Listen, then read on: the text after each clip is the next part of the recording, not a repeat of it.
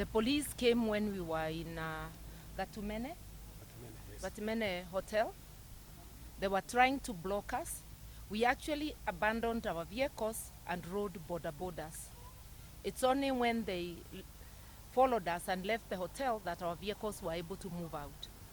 But we were able to go through addressing people in the towns that Honorable Munya you mentioned to you. They would needlessly throw tear gas in an act of cowardice, because when people are just talking and associating and expressing their will and they're not violent, there's no need to throw tear gas.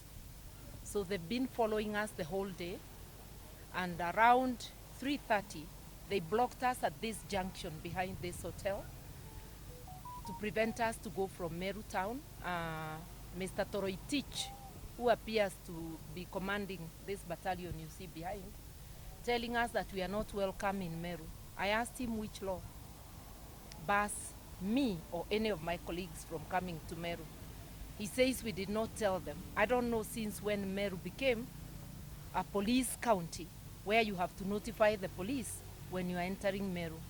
What they have done is illegal, it's unconstitutional. They have thrown tear gas to the three of us. There was no crowd, just the three of us at short range, injuring Honorable Munya on the ear where the tear gas landed, and physically pushing us to prevent us from getting onto the main road.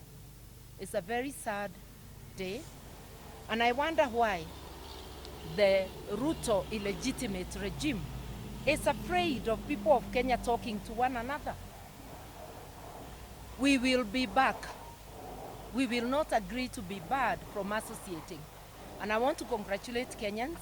Today, the demonstrations were organic and viral in most areas of our country. Let my colleagues say. The citizens on the hardships they are going through, and it is our right as leaders to do so. That's what we came to do. But police, as usual, mobilized to come and disrupt and visit violence on us.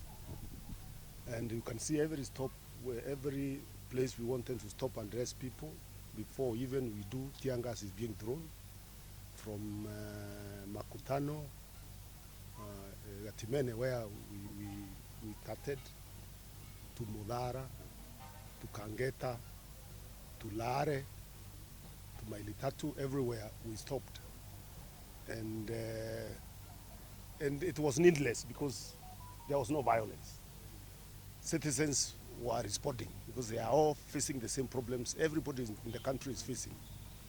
But we are happy because we have been able to establish, because there are people who keep cheating people that Meru and Mount Kenya are not in these things. They are facing economic hardship like everybody else. There is no fuel that is cheaper in Meru or cheaper in Mount Kenya and then more expensive in Nyanza or in Western Kenya. Everybody is facing the hardships that this regime has visited on us. Matatus, people cannot even afford to take a matatu to town anymore. Bondas are being packed because they can't afford fuel. If you are paying 200 to fuel a bonda, there is no ordinary person in this country who can pay 100 shillings, 150 to move from the local market to his home. So the youth are packing bondas now because there is no business. And the regime is not listening. So we are going to continue to work with the people to ensure that the constitutional state that was created by our forefathers and those who follow thereafter is not dismantled by a mad regime that is taking every right that is granted to us by the Constitution for granted and attempting to create a fascist state. We will resist and we will continue. They can throw tear gas at us, they can do whatever they want. But we know the will of the people will eventually triumph. It's exactly how illegitimate regimes behave. They are fearful of their own people. From the minute we landed in this town, we have been chased around, blocked from talking to people where we wanted to talk to people using microphones. a regime that is so scared for the reason that they know that they are legitimate. They know that the concerns Kenyans have, and every single Kenyan is crying because of the high cost of living. We want to thank the people of Meru because they have received us at every center we were able to stop. And we also want to tell them that we will be back, and we will be back in a big way. And even now we are not finished.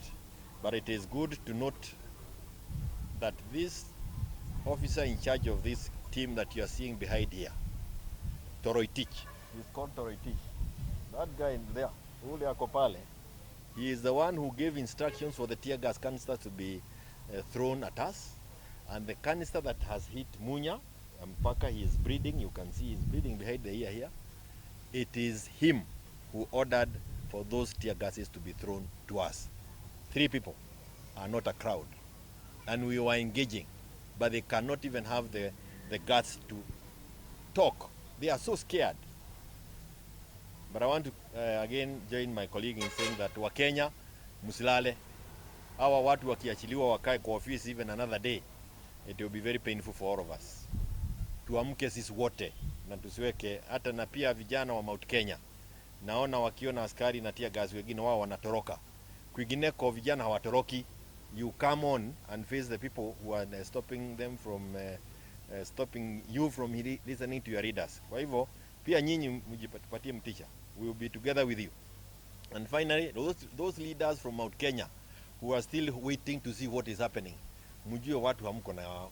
Kama wewe unataka kujua pali watu wako, tokesea maandamano, usaidie wa Kenya. Kwanza wale walipitisha hii bili kule bunge, hao ndio wako na shida. We want them out here also to tell Kenyans why they allowed this high cost of living through the finance bill.